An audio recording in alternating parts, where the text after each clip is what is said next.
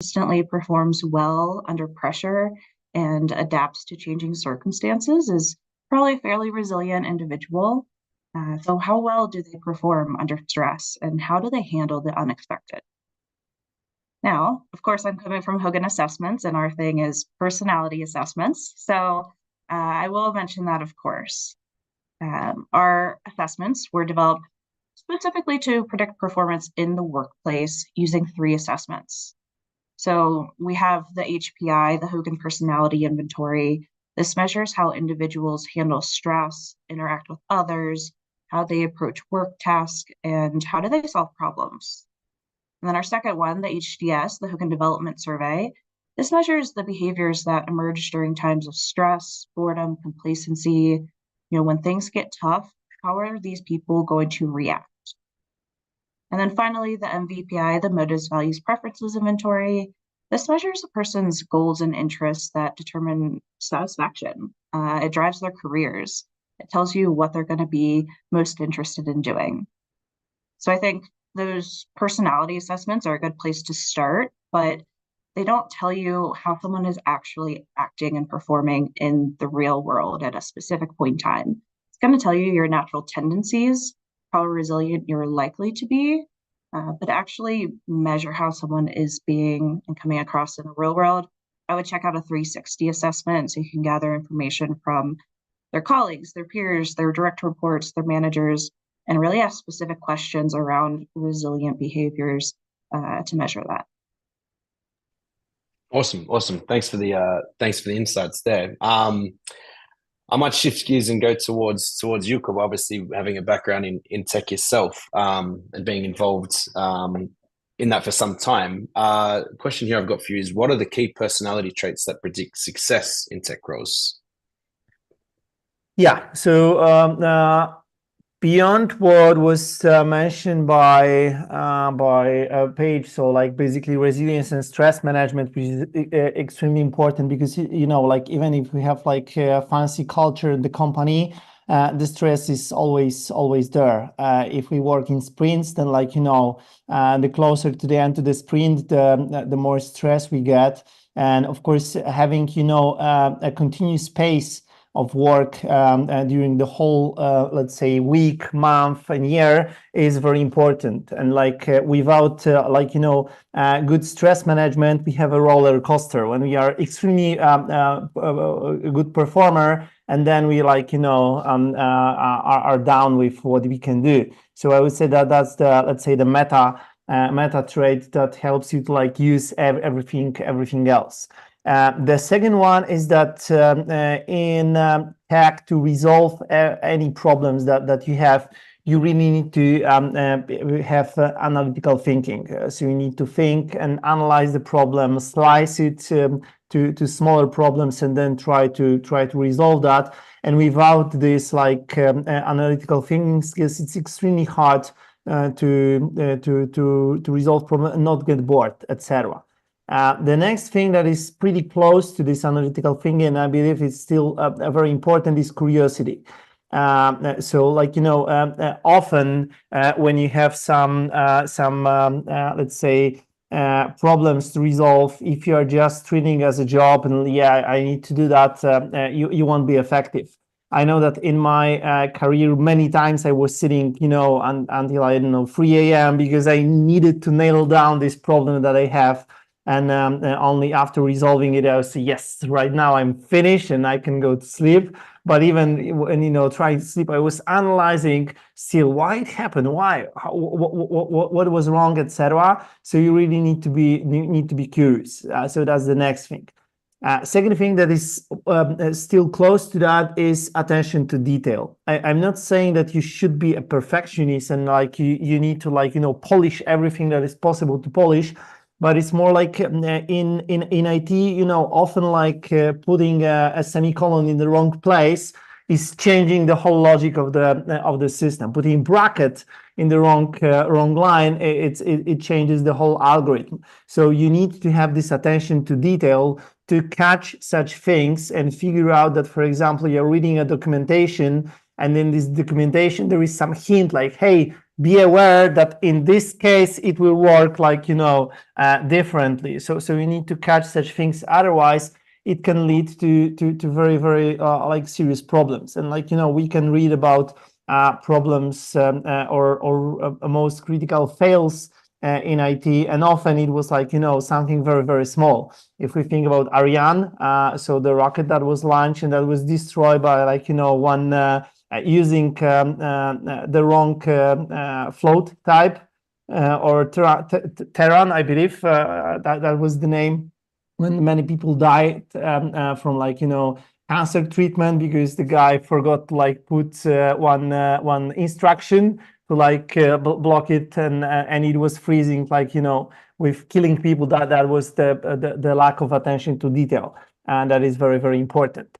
The next thing is that of course like in tech, the skills and technologies are changing all the time. So like, you know, the technologies that we use today, they were not existing 5 years ago, and in 5 years we won't be using the technologies that we use today.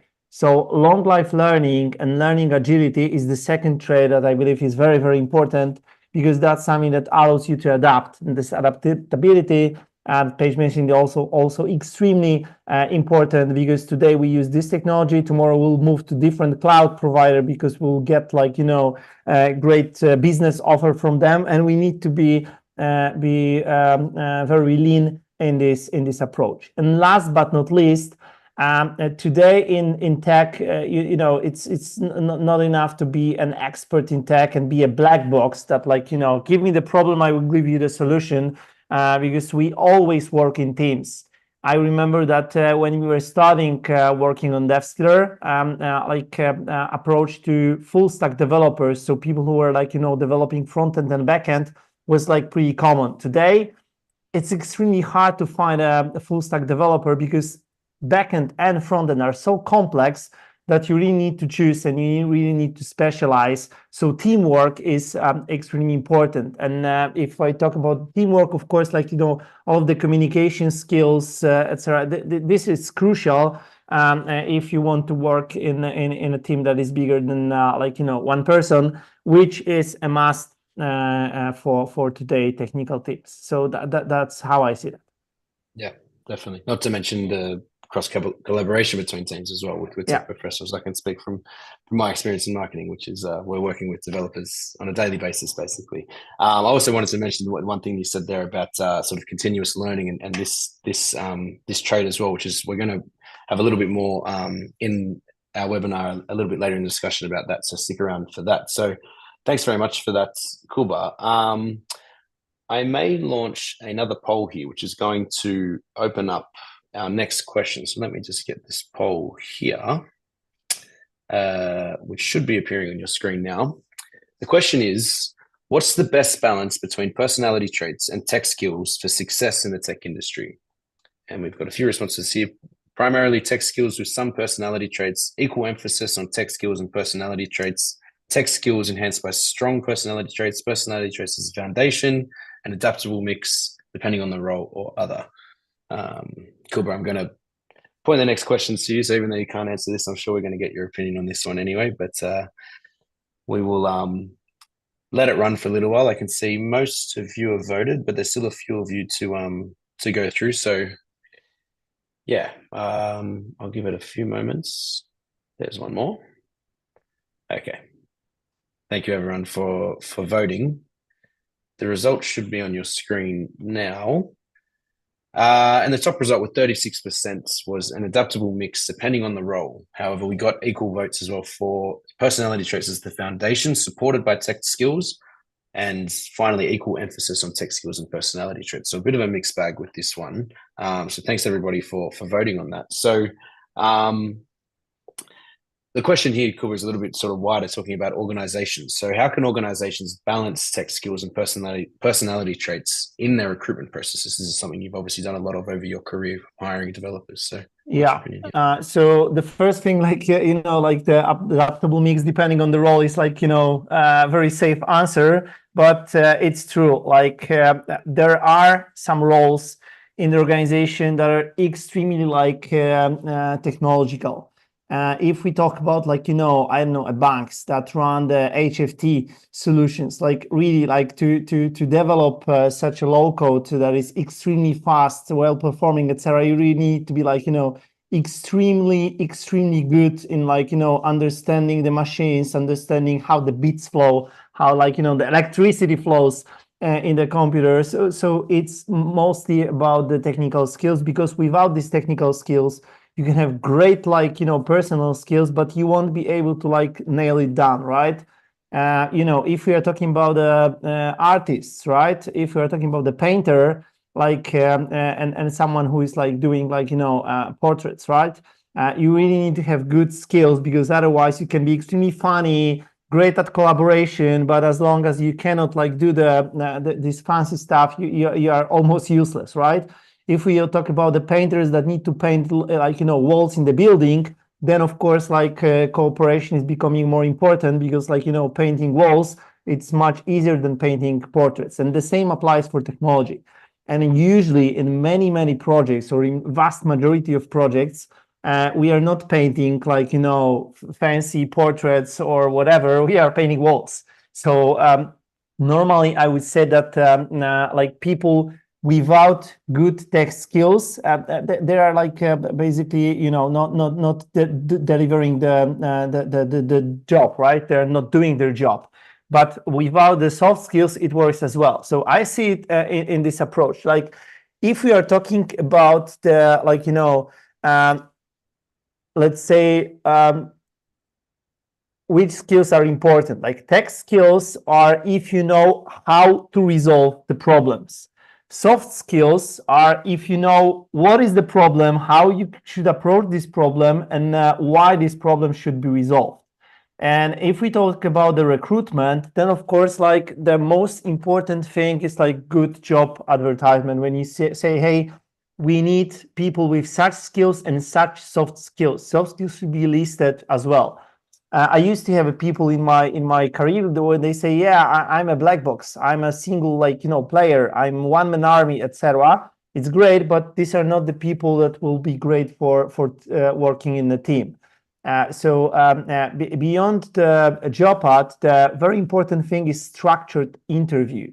So I believe that having, if we talk about a face-to-face interview, not the pre-assessment, if we talk about that, like having done, let's say, separate interviews for soft skills and hard skills, it's not a good idea, because like on the job interview, I'm trying to like pretend that I'm great, I'm like cool, etc. But during a technical assessment, we can simulate many situations that will like occur on the daily basis, right? So we can say, okay, you said that you use this technology. Why you choose this technology? And then candidate is like explaining why. I say, I believe it's a like wrong decision. Like I would never do it that way. And you see how this person reacts. If this person starts fighting with you or starts to understand why you believe it's a bad idea. And then if you have like, let's say, two senior engineers and one HR person, so the recruiter on the same interview, then this recruiter can really like read how this person behaves and how this person reacts during the technical discussion, right? When you ask the question that that the candidate will not know the answer, right? How the candidate will react. Will the candidate say, hey, I don't know, that's the first time when I hear about that, or will say, yeah, I used it, yeah, and we'll like try to like create a fake reality. So that's the thing. So I believe this structured interview is the crucial thing. And I used to work with very good recruiters during my like career, and they were really like saying, okay, this person is pretty good. I've seen technically, but this will be the problem with this person. That will be the problem with this person, and they were able to read it like in a book. So that's the first thing. Second thing is that you can be close to perfection on the job interview, but you will never be perfect. So the trial period is the second thing, right? On the job interview, we are always like playing. Even if we believe we are not, we are always playing. But if we have a trial period last for 3 months, you won't be able to, like, okay, some people can, but basically, like, we are not playing during these 3 months. So that's something that we really need to evaluate people after the trial period and be ready to say no. Like, you don't match this company culture, approach, etc., values. So we believe that we should close the cooperation. And also in my career, it used to happen to me that when after 2 weeks I say, like, it makes no sense. Like, let's stop here, because otherwise it will be a lose-lose instead of win-win strategy. And last but not least, even if we hire right people, if they work in a team and after the trial period we say, yes, that was a good decision, like, people have different problems during their life, and they are, in different situations. So definitely continuous feedback. When I say, hey, Justin, something that you said to me yesterday, it wasn't right, or something you did, it wasn't cool.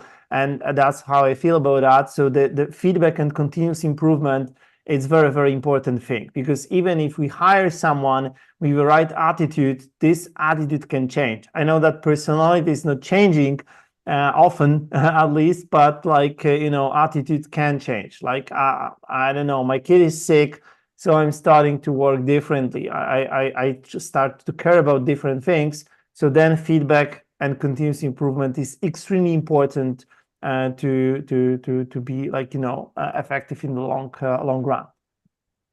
Yeah, thank you very much. I hope I didn't open up too deep of a can of worms for you for all those years hiring developers for countless interviews. But thanks for that answer there, Kuba. I'll bring it back over to you, Paige. And we're talking about the mixture of all of these sort of these areas together. So the intersection of resilience, personality, and tech and skills in tech. So question here is, how do resilience, personality, and technical skills together predict the long-term success and tenure of an employee in the tech industry? Yeah, I think it's important to think about the tech industry existing in a state of being VUCA, so volatile, uncertain, complex, and ambiguous. It's highly demanding, it's unpredictable, it's very competitive, right? So every organization, even beyond tech industry, is going to face a crisis at some point. But even without a crisis, organizations have to have resilient leaders. In fact, typically, the legacy of a leader is going to be determined by how they handle and respond to a crisis. So maybe just to give an example of the volatile state of the tech industry, it's known for its fast-paced and ever-evolving nature. Technology advancements, market trends, consumer preferences, all these things can change rapidly, right? Leading to this volatile business environment. So if we go back to the HPI, a high score on adjustment, this person is likely to remain cool, calm, collected in these stressful situations. They'll probably be a guiding force for their team and set a good example. If a leader in a stressful situation is freaking out and panicking, what do you think their team's going to do? They'll also panic. Work's not going to get done, and it'll be hard for them to remain competitive in the tech industry. So yes, hiring based on both tech and personality skills is important. You can hire someone who has the best skills in the industry, and that's really great. But if they don't have the leadership skills, the interpersonal skills to get along with people, lead them, professionally develop their employees, they're probably not going to be leading a very effective team, and it's probably going to be a bigger issue in the long run. Yeah, thanks for that, Kuba. What about you? Obviously, having been in leadership positions in tech, I'd like to hear your thoughts on this one. Yeah, so I agree with what Paige mentioned. I believe that, it's also important to understand that not all people can be leaders. So we really need to choose, let's say, the career path for particular people. And recently, I joined a conference organized by Intel. It was like Future Skills Forum. One of the keynote speakers, he was mentioning the situation from his career when he had like extremely good engineer, person who was like so fluent in algorithms that he was great. But unfortunately, with a lack of communication skills and leadership skills, it basically stopped his career. He wasn't able to advance and go to more senior positions because he wasn't able to communicate correctly. Then someone mentioned, from the audience that, it happens, but then it means this person should stay as a good engineer because he is not someone who can lead projects, etc. So I believe it's important to understand who can be promoted, and there is like a joke that is not a joke in the tech industry, that if you promote a good engineer to a manager position, then you lose a good engineer and you gain a weak manager, right? And that's often true. So I believe the most important thing is to know what traits do people have, right? So if you have great engineer, maybe this person wants to stay as a good engineer. Maybe that's not the person who wants to be a CTO in the future. And otherwise, you can have people who have weaker technical skills, but their leadership skills, their resilience skills are so great that they're great as a CTO to lead the team that is much smarter than them, and they will be okay with that.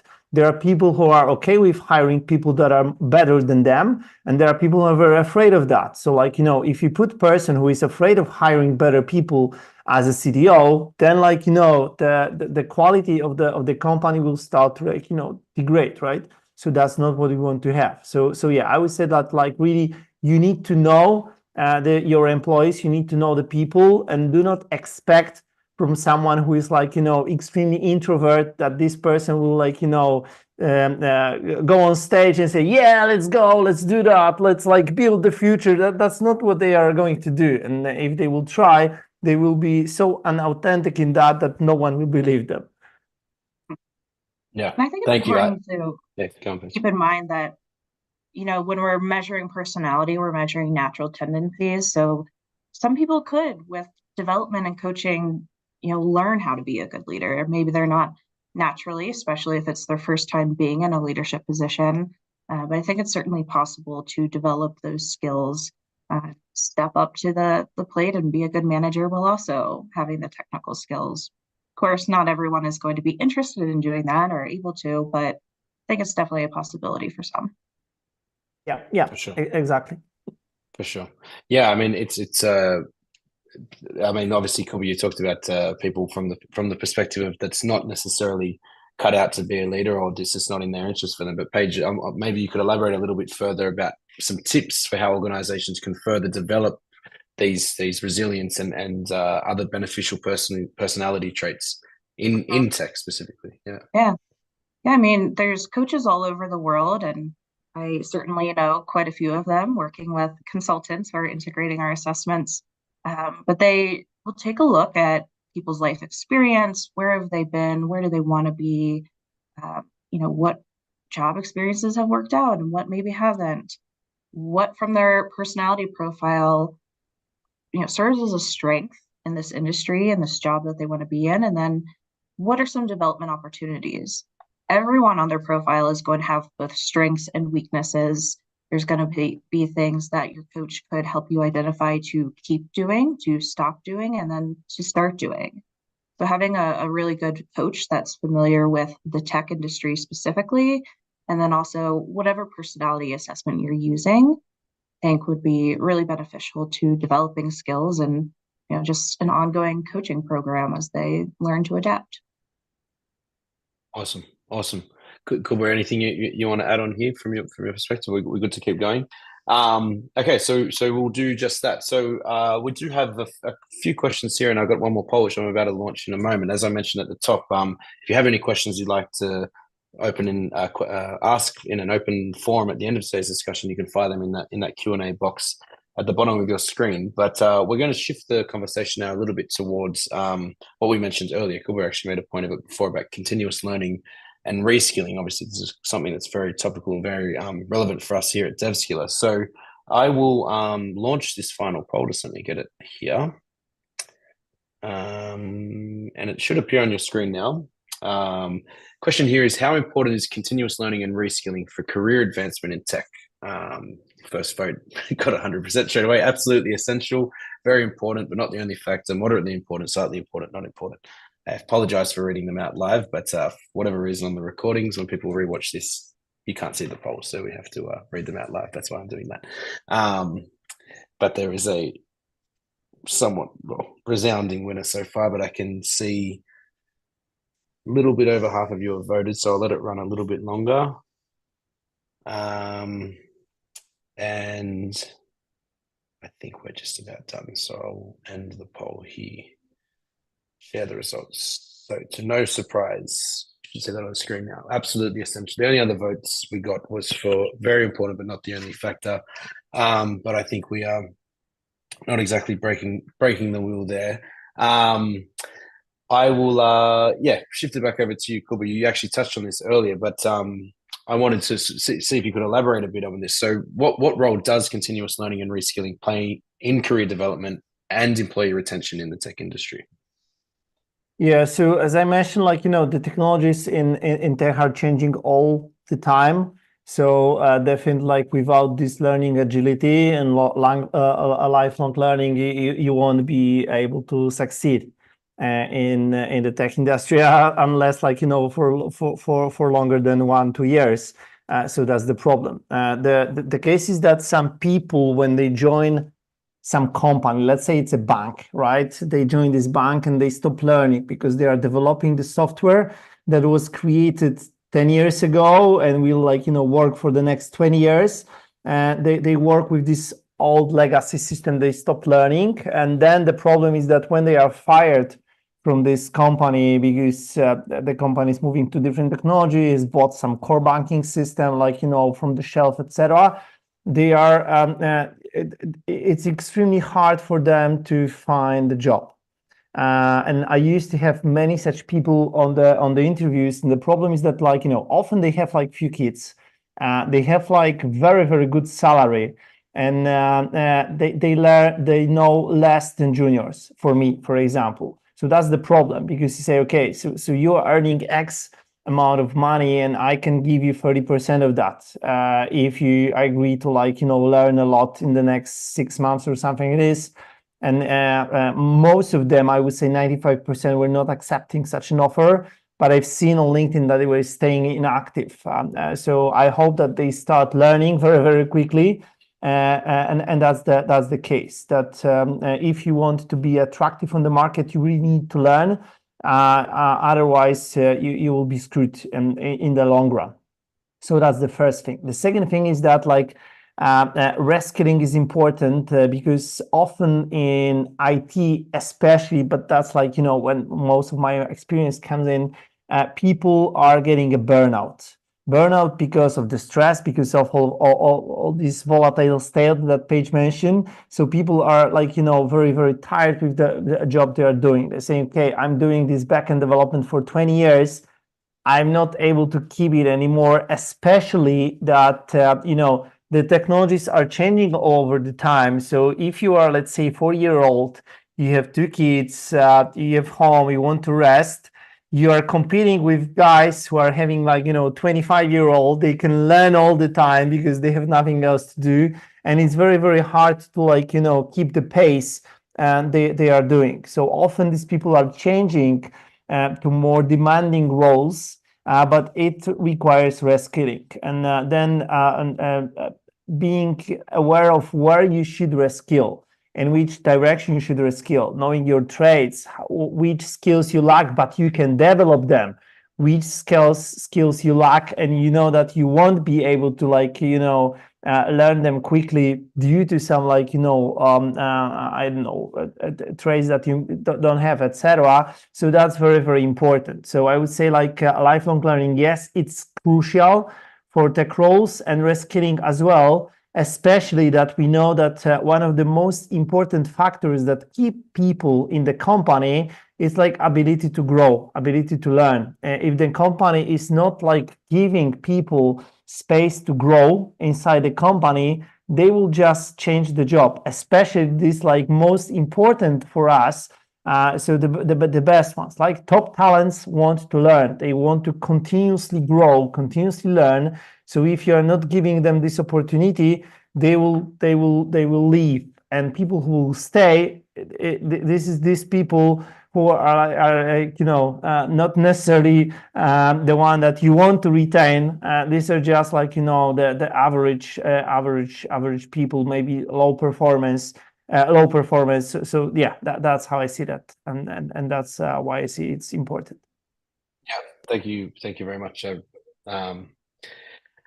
appreciate the answer. I know you've been doing the conference circuits and speaking a lot about reskilling on the matter. So this is something close to your heart. Paige, what's your perspective on this? Maybe like from a personality perspective, is this something that you can sort of notice quickly in people, or like what role do you think it plays from your perspective? Yeah, I mean, I would take a look at some specific scales. So something like ambition. Do they care to set ambitious, shoot for the stars type goals? Do they want to keep working their way up through the organization? Or are they okay being an independent contributor and kind of just keep doing what they're doing? And that's okay too sometimes. I might also look at something like learning approach from our HPI. So how does this person prefer to approach learning? Someone at the higher end might prefer more traditional learning, so maybe going and getting a certification, sitting in lectures, watching webinars, things like that, versus someone who scores lower may be interested more so in the hands-on learning. So they want to get in and do it. They maybe want to shadow someone, see how they are learning a new skill, and then actually apply that. For the leaders, I might look at something like altruism on our MVPI. So how do they want to give back to their team? Or are they going to just show them how to do it and do it themselves? And their employee doesn't really learn from that because they don't get the chance to hands-on learn. Versus a lower altruistic score, they're more likely to teach the person so then they can go forth and do it themselves. The value on self-reliance. There's a few different places we can look to see how someone prefers to learn, how far they want to advance. Are they interested in being innovative and learning new technologies? Or are they happy with sticking what they already know? Awesome. Thank you very much for both of your answers there. We actually are at our final question here, so I might stay with you, Paige, actually, when we're looking forward here. The final question here is, what do you foresee becoming increasingly important for developers in the future to align in terms of resilience, personality, and skills? Yeah, I mean, we talked about adaptability and continuous learning, so I won't touch any more on that, I think, but cross-functional collaboration, I think that would be important. So having strong interpersonal relationships on the team, working within the team and then across teams is going to be essential for successful collaboration. Developers with the ability to communicate effectively and work well in diverse teams is going to be a need that's in high demand. I would also think about problem solving and critical thinking. So these are personality traits that align strongly with, specifically executive problem solving. So developers who can analyze very complex issues and devise innovative solutions, a lot of value there. Ethical decision making, this is one I'm pretty passionate about. I'm on an ethics committee with my organization. So having ethical awareness and a commitment to making ethical decisions is going to be very important. We can see that in some personality scales, if someone's going to be more risk-taking and push the limits, or if they're going to follow the rules or make up their own rules, kind of dance to the beat of their own drum. So that's going to be pretty important. And then emotional intelligence. I noticed that one did not get any votes on that first poll, but that's okay. Developers need emotional intelligence too, and it's maybe something that gets forgotten about. But if they have the self-awareness, the empathy, they'll be able to contribute positively to their team culture. They'll be able to collaborate with others, and other people will probably look at them as a guiding force and someone who they're interested in actually working with. If they're easy to talk to, interested in hearing about their day, how they're feeling, if they notice when their employees are stressed out and burn out, how can they mitigate that? And then maybe some final thoughts on the hot topic of the year, AI. We're not personally too concerned about it, just because on personality assessments, there's no right or wrong answers. There's not exactly an ideal profile. It depends on the context of the job, the organization, the industry that you're looking at. And practically speaking, it's very time consuming to use something like ChatGPT to copy and paste all 300 of our questions into ChatGPT and then try to figure out what a desirable profile would look like. Plus, we have algorithms that can detect ChatGPT use. So really not an efficient use of anyone's time. But we're always going to need humans with science, and AI needs science.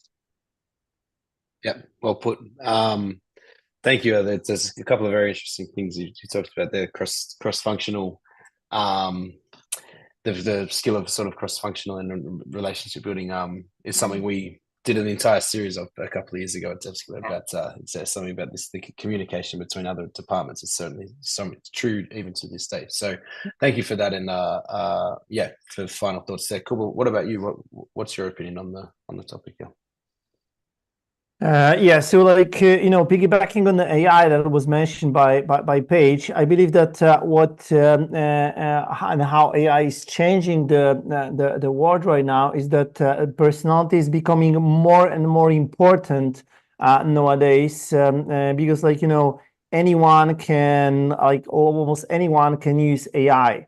To try to get answers to technical problems, right? Right now, we don't need to think about how to implement some simple algorithm because AI can do it for us. What's important is not if you can use technology just as using the technology, but if you can use technology to resolve business problems, real world problems, right? So right now, the more and more important is communication. So if I can understand what I need to resolve, why I need to resolve this problem, if I can optimize the business process, because often the business side in the tech industry is asking for what they want, but it's not necessarily something they need, right?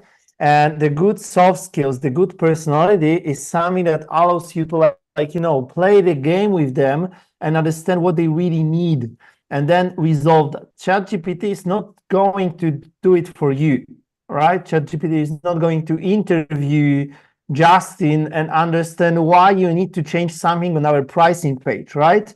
Because you say, okay, I need this one. I say, no, you want this one, but they tell me what you need. So analyzing the requirements and good analytical skills, communication skills, is becoming more and more important because I can delegate more and more technical stuff to AI.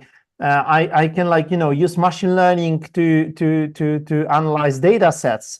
So I don't need to be expert in data analysis because there are algorithms and tools that can do it for me. But driving conclusions out of that and changing the business based on this data, it's something that is extremely important. So I would say yes, that let's say soft skills, personality skills are becoming more and more important because technology is becoming more and more advanced and is doing more stuff for us. So that's my view on that. Yeah, thank you. Working with AI, not a side by side, right? So this is the final plan question we've got actually here, but I can see that there's one question in the Q&A, so I'm just going to click answer live.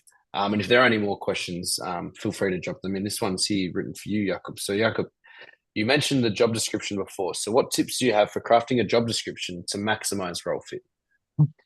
Yeah, so we have some I believe blog post or webinar about the job descriptions. But yeah, the first thing is like be honest in the job ads and do not craft like some fake reality just to like highlight that it's so great a project, etc. If you're looking someone for legacy project, then don't like craft the job ad as it will be some greenfield like technological edge project, because the people who like be attracted with the job ad, it's not the people that you want to find, right? There are people who prefer to work to play with puzzles, and there are people who prefer to play with bricks, right? Puzzles means that there is something that I know that I'm creating, and the final like image is okay. And these are mostly people who will be efficient in maintenance, and people who prefer to work with Lego, play with Lego. They are building something from scratch and they don't know what will be the final version. They are usually better for development. So be honest about what you are looking for. Also, a very important thing is that when we have the list of skills in the job ad, be really precise about which skills are core and which are nice to have. Usually people are saying, okay, let's put everything into core skills or must have skills, because then we'll get better candidates. No, the candidate pool is exactly the same. The question is if you will attract which part of this set you will attract. So really be honest, which skills are crucial and what's the, let's say, learning curve for the skills. If I have a technology that I know that it's a library and I can teach someone in 5 days how to use this library, I won't put this library as a core skill, because I know that I can really easily teach someone and test, parallel with that, what's the learning agility for this person. Because if someone during the trial period cannot learn this, library in 5 days, that's a red light for me, or at least yellow card that, okay, so the learning agility for this person is not what I expect. So be honest about that, and also remember about the core skills, soft skills. Sorry, if you know that, working closely with marketing team, with sales team, with customers is important, put it in the job description. So say, hey, in our company, developers are working closely with customers. They are joining product demos for customers. They are often joining the pre-sales calls with the customers. So that's why we are looking for people with good communication skills, with good, foreign languages skills, because we work with customers from Latin America, whatever. And that's what you need to do. So really be honest and be descriptive, and do not try to bend the reality to get better candidates, because that's not how it works. So I hope it answered. Yep, thank you. And I believe we don't have any more questions in there. So we have a bit of time left, so that's always a good thing. So thank you very much, everyone, for joining today's webinar, the intersection of resilience, personality, and skills in tech. I'd like to say a special thanks to Hogan Assessments, who've partnered up with us for today's webinar, and a big thanks to you, Jakub, and you, Paige, for sharing those insights with everyone today. As I mentioned at the top, we will be sending a recording to you guys by the end of this week. So keep an eye out on your inbox for that. Otherwise, thanks again for joining. Happy holidays. We'll see you next year for our next webinar, because we're already at the end of 2023, if you can believe it. So